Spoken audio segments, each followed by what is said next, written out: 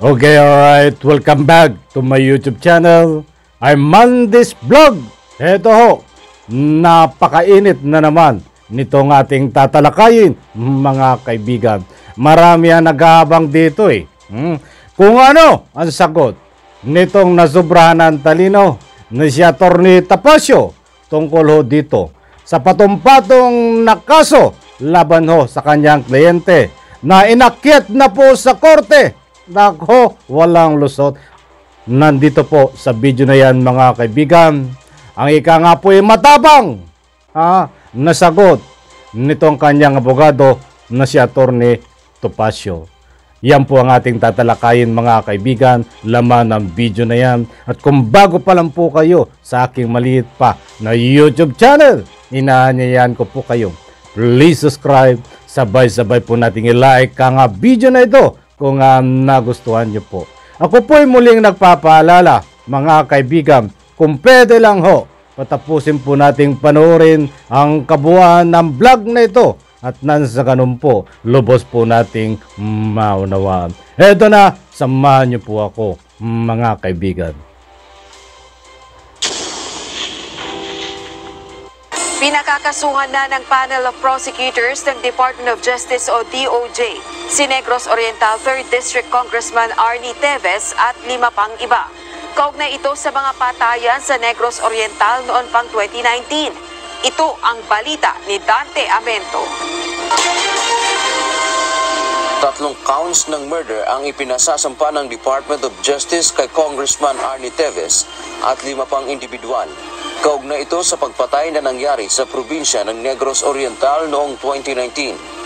Ayon sa DOJ, batay sa mga iprenisintang ebidensya sa isinagawang preliminary investigation, may sapat na batayan para kasuhan ang mga ito. Ang reklamo ay nag-ugat sa pagkamatay ng biktima na sina Michael Dungog, isang dating board member sa Negros Oriental noong March 25, 2019. Lester Bato na napatay naman March 26, 2019 at Pasito Libron. Ayon kay DOJ Secretary Crispin Remulla, maaaring sa Lunes ay maisampa na sa Manila City Regional Trial Court ang mga kaso.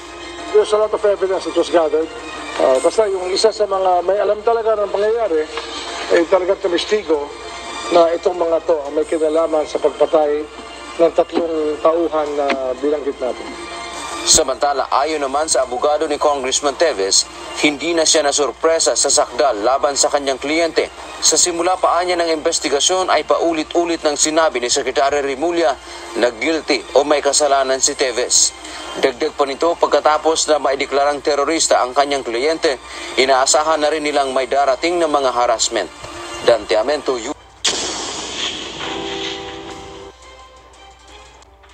Okay, alright.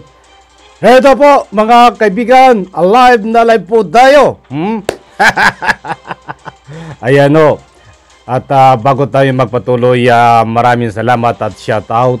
Ipahintulot po ay paggamit nyo ang video na to. UNTV, maraming salamat po. Supportahan po natin yan, UNTV. Okay, ito po. Anong nangyari? Yan pong pinakita ko video na yan ay may kaugnayan pa rin ho dito sa ika nga po patong-patong na kaso na diniretso na po sa korte ditong ika nga po DOJ. Ibig sabihin po, pag nasa korte na sa may 4 na buwan ng pagsusuri ay nagkaroon po ng batayan, probable cause para iakyat sa korte. Ito po ay hindi basta kaso. Talagang mayroon na po ditong ika nga po batayan na iakyat sa korte. Kung mapapansin nyo po ay nag-in-upload ko po yan, mga kaibigan, dahil napaka-importante po ng inyong mga public opinion. Binibigyan po natin ang daan yan. Pag tayo po ay may pagkakataon, ang dami po nagsasabi diyan sa comment section na ika nga po kung nasaan na itong abogado, kung ano ang sagot nitong abogado na nasobrahan ng talino tungkol dito sa ika nga po inakit na sa korte ang kaso. At yan nga po, napakaliwanag ang sagot ho nitong abogado na nasobrahan ng talino na si Atty. Tapasio. Maya-maya po natin bibigyan ng konting din yan. At marami din po ang nagtatanong at na kung sino daw, kung parang hindi po sila sigurado kung si Topacio pa daw po ang abogado dito sa 2019 na kaso na inakyat sa korte. Kumpirmado ho na ito pa rin pong si Attorney Topacio. Okay, mga kaibigan, maliwanag po. Sa punto pong ito, mga kandes, ay bigyan po natin ng diin itong nasa huli ng video na sinabi na nitong si Attorney Topacio. Ano ang sinabi? Talagang wala pa rin pagbabago, di ba? Sabi ko sa inyo ako kahapon ay hindi sigurado kung abogado nito ay si Attorney Topacio dito sa ibang kaso. But alam niyo wala akong ibang maging batayang kahapon kundi doon sa sinabi ng ikangay DOJ na hindi po sila nagsubmit ng counter affidavit bagkos ang ginawa po nila ay nagmotion ang kanyang abogado nitong si Mr. Clint na motion to dismiss. Mga kaibigan, ginawa ko pong batayan nyo sapagkat ang mahilig lang po na mag-motion for dismiss lagi ay ito pong si Attorney Topacio.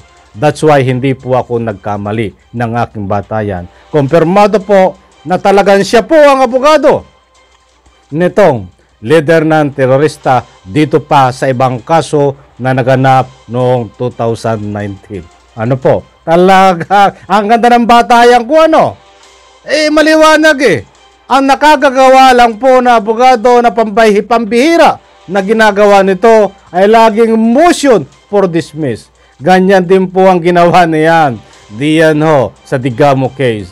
Hinihingan po sila ng counter affidavit.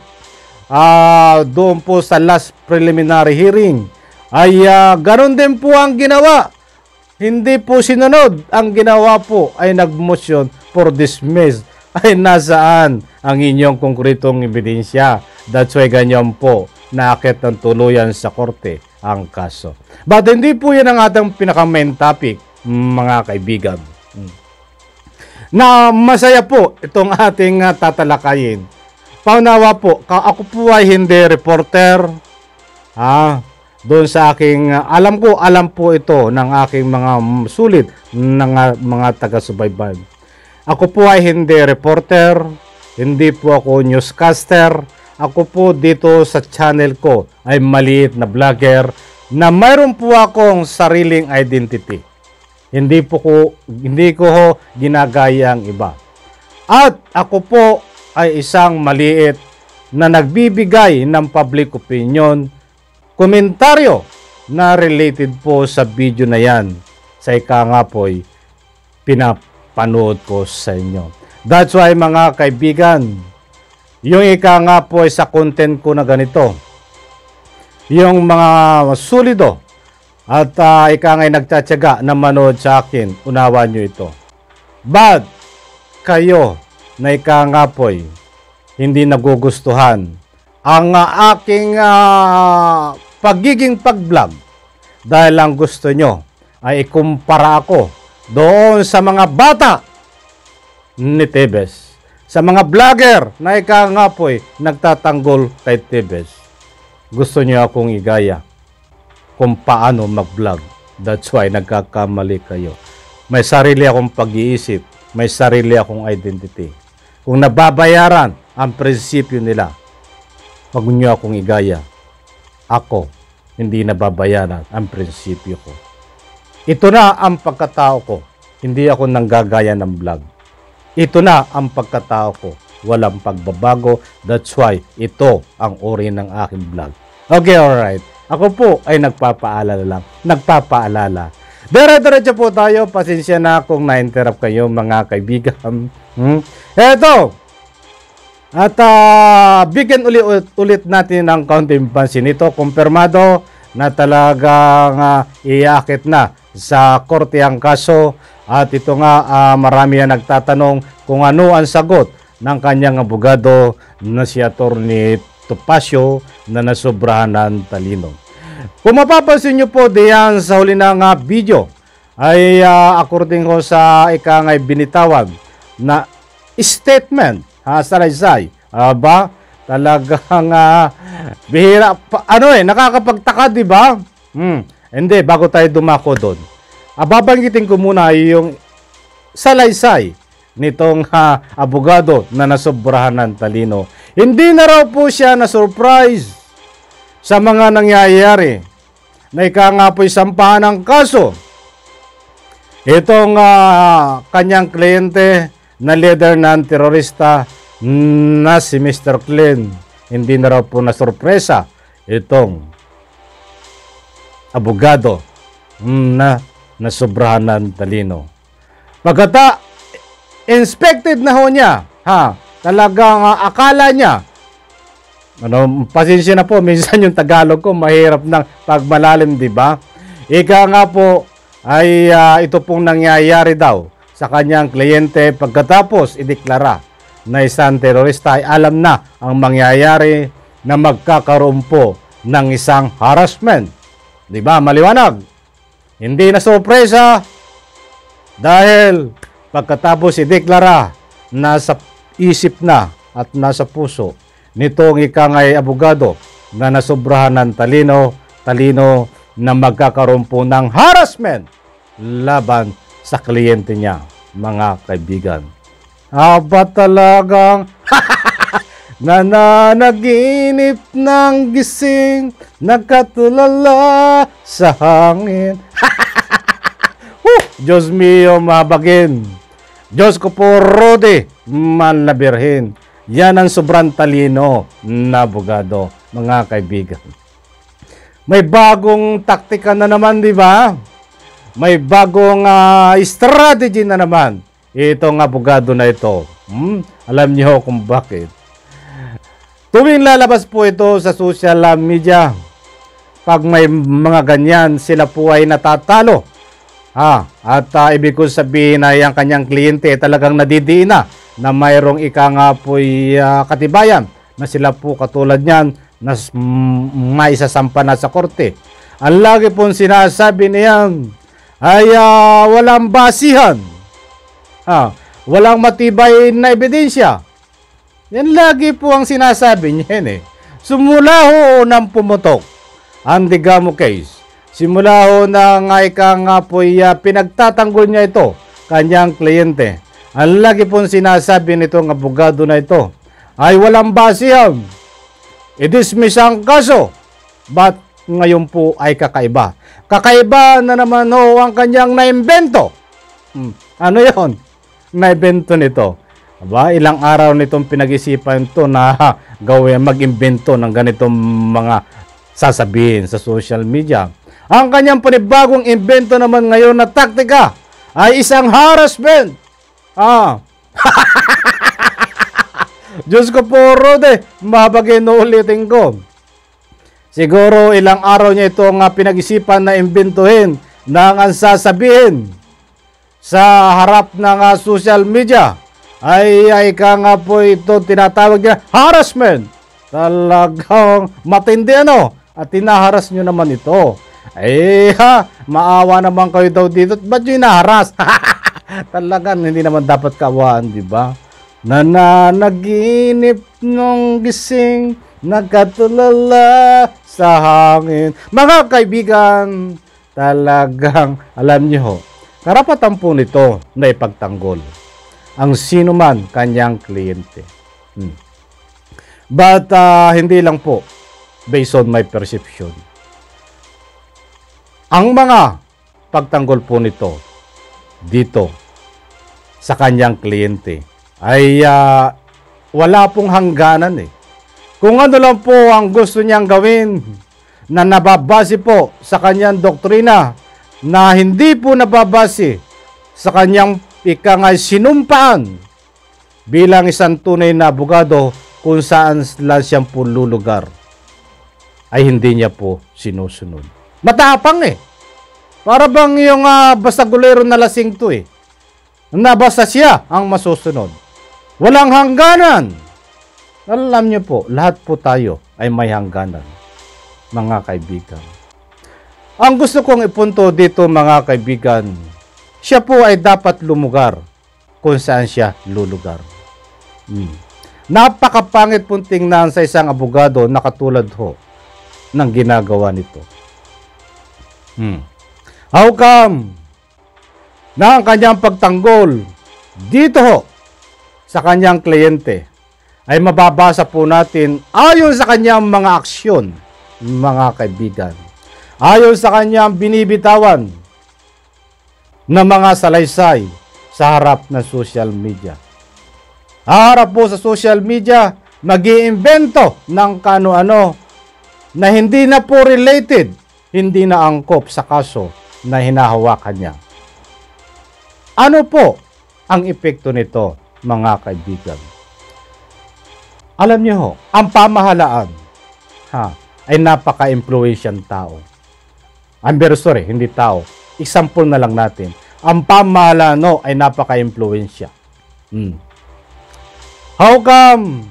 Kung halimbawa ito ay ika nga po, ay mayroong hinahawakan na kaso na ang kanilang kalaban ho ay hindi pamahalaan. Isang tao na biktima na humihingi ng hustisya. Ay kung ano ho ang ginagawa nito na pagtanggol dito sa kanyang kliyente, ay ganun din po, i-apply niya yan sa iba. Ang gusto kong sabihin gawin po dito at ika nga po'y gusto kong ipahiwatig. Ang lahat po na ginagawa niyang mga character assassination na labag po sa kanilang panuntun, ika nga'y sinumpaan bilang abogado, ay nagagawa po dito sa ating pamahalaan. Kahit DOJ tinitira, kahit sino gusto niyan tirahin sa pamahalaan, maipagtanggol lang ng hindi tama ang kanyang kliyente, ay ginagawa niyo po. Paano na ang isang kaso na isang ordinaryong tao na kapag siya ang naging abogado na magiging kalaban ng isang nang humihingi ng hustisya, ay gagawin po nito, napak-apakan na lamang nitong abogado na ito. Ang ika nga po ay karapatan ng isang tao na humihingi ng hustisya. Kaya yung pong ginagawa niyan dito sa social media, kung anong uri ng pagtanggol ho dito sa kanyang kliyente, ay hindi po karapatan ng kanyang kliyente ang pinagtatanggol niya dito. Ni minsan ho, hindi ho narinig natin dito sa abogado na to na magbase po tayo sa mga kakalap na ebidensya. Ni minsan ho, hindi natin narinig sa abogado na to na sa korte na lang tayo magkita dahil mayroon po namang mga ebidensya. Ni minsan ho, hindi natin narinig dito sa abogado na to. Huwag natin ika nga po'y dito sa social media na ito dahil may mga ebidensya naman, doon tayo magbatay. That's why kabaliktaran ho ang nangyayari, mga kaibigan. Ang gusto niya palabasin dito sa social media yung mga ginagawa niya na mga pahayag niya bilang isang abogado ay dapat siyang tularan. Nagkakaroon po siya na ika nga po'y doktrinahan ang taong bayan. Mind conditioning. Gusto nitong ikondisyon ang ika nga'y utak ng taong bayan. Kasangkot po ang kanyang kliyente. Subalit, hindi po sila nagtatagumpay. Mas matalino pa po ang taong bayan dito sa abogado na to. Kung hindi po natin susuriin ang tunay na pagkatao bilang isang abogado nitong abogado na ito, tuwing maninindak ho ito sa harap ng kamera, siguro kaya kang paniwalain. Dahil abogado siya, may isip mo pa nagsalita sa harap ng kamera. Baka pwede kang maniwala pag hindi mo alam ang pagtunay na pagkatao nito, tunay na abogado na ito.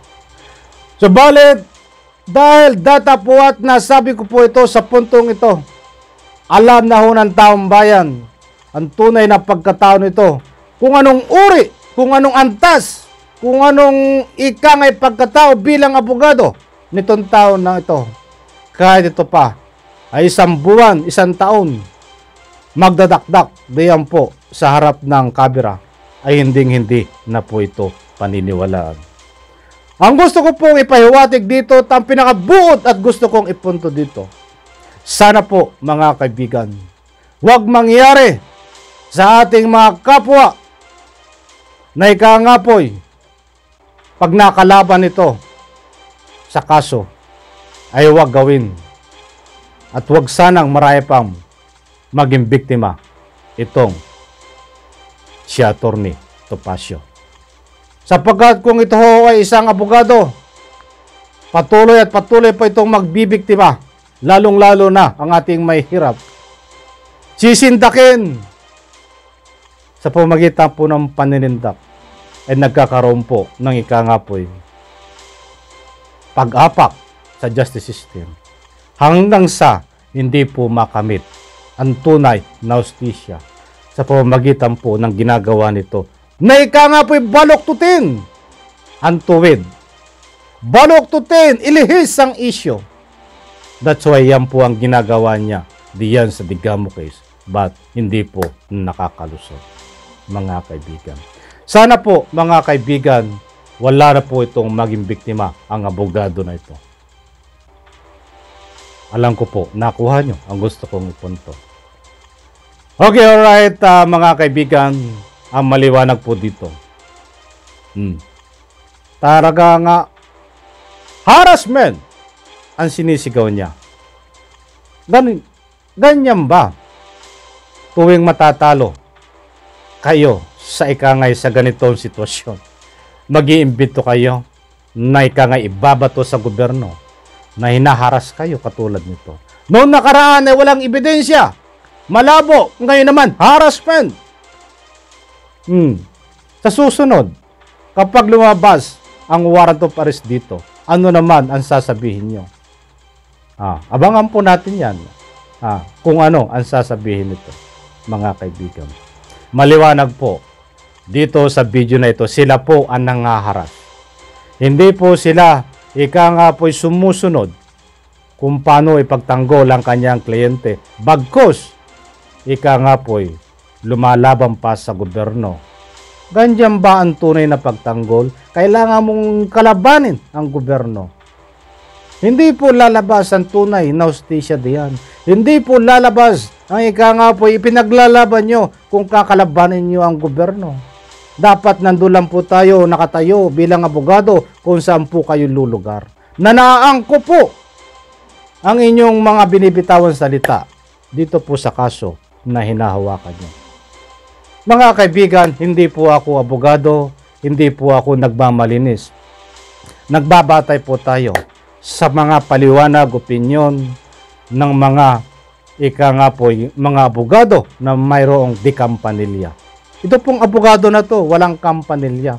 Bumilib po tayo at taas pusong sumasaludo po tayo, taas noon na sumasaludo tayo sa mga abogado na may kampanilya. Pag sinabi pong may kampanilya, mga abogado na sumusunod sa kanilang sinumpaan bilang isang abogado kung saan lang po sila lulugar. Okay, alright. Medyo mahaba na naman. Maraming salamat po. Bigyan po natin ng part 3, mga kaibigan, dahil meron pa po, hindi ako natalakay. Pagpalain po tayo lahat. Maraming salamat po.